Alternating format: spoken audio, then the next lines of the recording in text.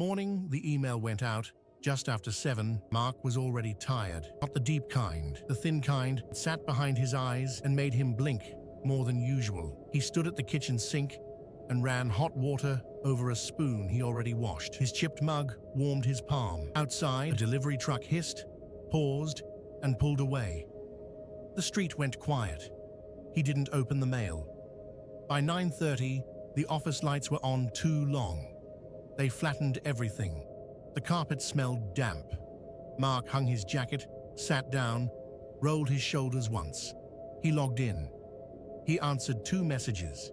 He straightened a stack of papers that did not need it. He waited. At 10:04, the email appeared. It was shorter than he expected. A restructuring, a realignment of priorities. Certain roles would be eliminated. He scrolled with the pad of his thumb.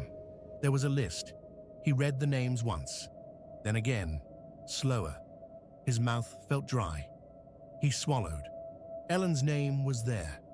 He leaned back. The chair creaked under his weight. Somewhere down the hall, someone laughed. A printer clattered and went still. Mark closed the email and rested his hands on his thighs.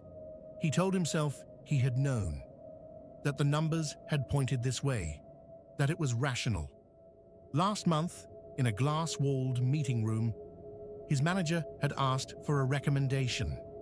Mark remembered the way the table felt cold through his sleeves. Ellen had been late with reports. She asked questions that slowed meetings. She had said once that the timeline felt unrealistic. Mark had nodded. He had pressed his lips together. He had said nothing. At noon, he ate alone. He peeled the lid off a yogurt and scraped the edges clean. Outside the window, people crossed the street in uneven lines. He checked his watch. He checked it again. Ellen usually came in around 1:30. At 1:32, she did not. He imagined her at her desk, reading. He imagined the small crease between her eyebrows, the way she smiled when she was nervous, the way she said his name when she needed help. Mark told himself it was not personal. He told himself he had a mortgage, a daughter, that staying quiet was not the same as choosing. Still, when his phone buzzed against the desk, his shoulders tightened. It was only a calendar alert. At 3, Ellen stood beside his desk. She did not sit. She kept one hand on the chair back, fingers curled. "I guess you saw," she said. Her voice was steady. She cleared her throat once. He nodded. His neck felt stiff. "I'm sorry," he said. The words came out flat. She looked at him for a moment, then at the floor. "You were in the meeting," she said. "Yes." "You didn't say anything." "No." She nodded once. "I figured." She thanked him for his help. She said she would be gone by Friday. She wished him luck. Then she walked away, her shoes quiet on the carpet. Mark stared at his screen until the letters blurred.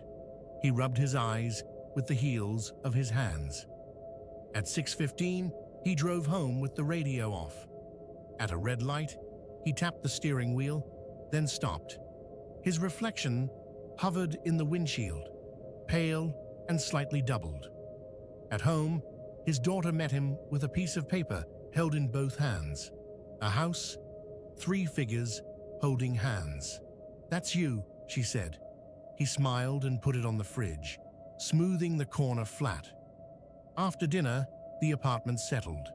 The clock clicked toward 8. The living room light stayed off. The city glowed through the window. He stood in the hallway and loosened his tie. He thought about the meeting again. The brief pause before he might have spoken. How small it had been. How easy to miss. He picked up his phone and opened his email.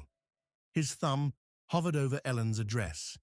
His fingers tingled slightly, as if waking up. He closed the phone.